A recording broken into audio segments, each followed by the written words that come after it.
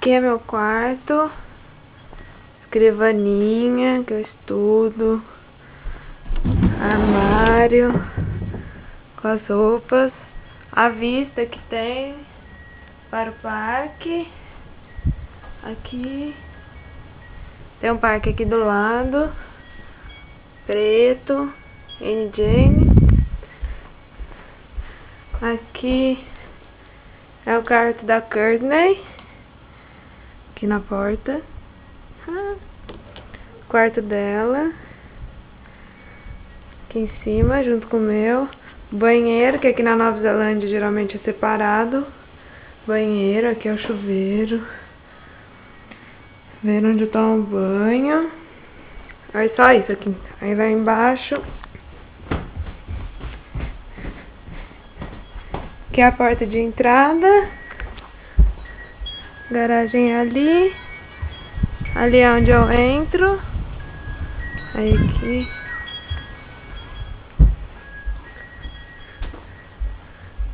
Aqui é o quarto da Belinda.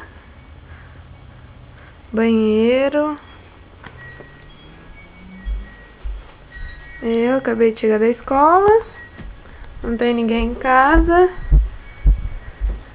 Aqui, sala, tartarugas, varanda ali, sala de jantar. Ei, toma! Toma! Tá parado hoje. Cozinha, aqui, armário de comida,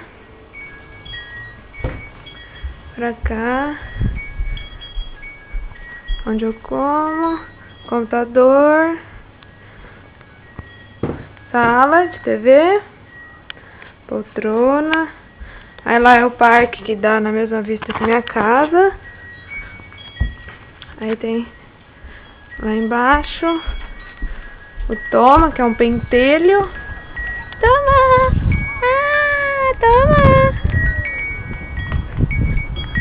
Lá embaixo, varal. Quarto que era do Hermed, que agora ele saiu de casa. Coelho. Aqui, coisa da Courtney. Aqui é o jardim. Uma cesta de netball que elas jogam. E aqui é o quarto da minha outra irmã, que fica aqui embaixo. Ela não vem muito pra cá. E ali é o parque. Ei, toma! Olha, toma! Ah, seu pentelho. Sai daí. Sai daí.